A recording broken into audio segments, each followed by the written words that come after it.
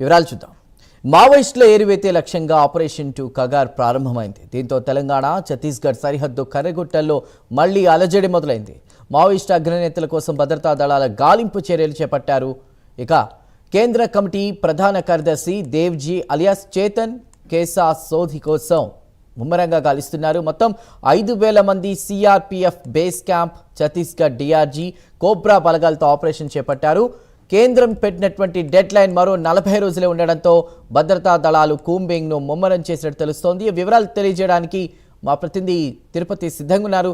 Tirupati, కర్రెగుట్టలో operation 2 మళ్ళీ ప్రారంభమైనట్టు తెలుస్తోంది. Updates ఏంటి? చందు, తెలంగాణ ఛత్తీస్గఢ్ సరిహద్దు ప్రాంతంలోని కర్రెగుట్టల్లో మళ్ళీ అలజడి మొదలైంది. ఆపరేషన్ కగార్ 2ను భద్రతా బలగాలు మొదలుపెట్టాయి. మావోయిస్టు అగ్రనేతల కేంద్ర కమిటీ ప్రధాన కార్యదర్శి దేవ్జీ అలియాస్ చేతన్ కేసా సోధి కోసం ముమ్మరంగా గాలింపు చర్యలు కొనసాగుతాయి. కర్రెగుట్టల్లో ఏర్పాటు చేసినటువంటి సిఆర్పిఎఫ్ బేస్ క్యాంపు బలగాలతో పాటు ఛత్తీస్గఢ్ డిఆర్జీ, కోబ్రా బలగాలతో ఆపరేషన్ అయితే కొనసాగుతుంది. అటు బీజాపూర్, ఇటు ములుగు జిల్లా సరిహద్దు కర్రెగుట్టల్లో హంటింగ్ కొనసాగుతుంది. మార్చి 31 నాటికి మావోయిస్టులను పూర్తిగా మట్టుపెట్టాలనే లక్ష్యంతో ఈ ఆపరేషన్ కొనసాగుతున్నట్టుగా తెలుస్తా ఉంది. అయితే నక్సల్స్ మిషన్ 2026 సమీపిస్తున్నటువంటి కొద్దీ మావోయిస్టుల వేటను భద్రతా బలగాలు ముమ్మరం చేశాయి. ఇందులో భాగంగానే ఛత్తీస్గఢ్ తెలంగాణ సరిహద్దులో సిఆర్పిఎఫ్, ఛత్తీస్గఢ్ పోలీసులు నిన్నటి నుంచి కూడా ఆపరేషన్ ప్రారంభించినటువంటి పరిస్థితి కనబడుతుంది. కర్రెగుట్ట ప్రాంతంలో సుమారుగా 5,000 మంది బలగాలతో ఈ ఆపరేషన్ కొనసాగుతున్నట్టుగా తెలుస్తా ఉంది.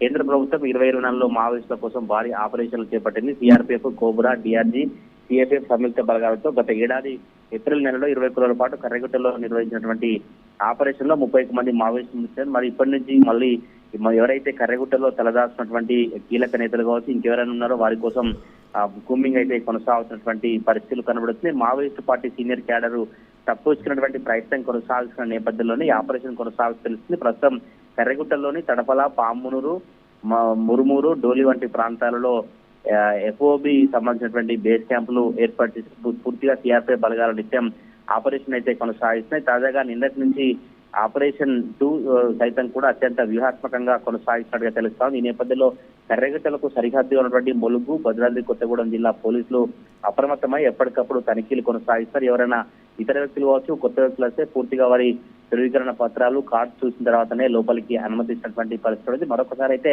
తెలంగాణ ఛత్తీస్గఢ్ సరిహద్దు ప్రాంతంలో కర్రెగుట్టల్లో అలజడి అయితే కొనసాగుతా ఉంది. Chandu. Right Tirupati, thank you.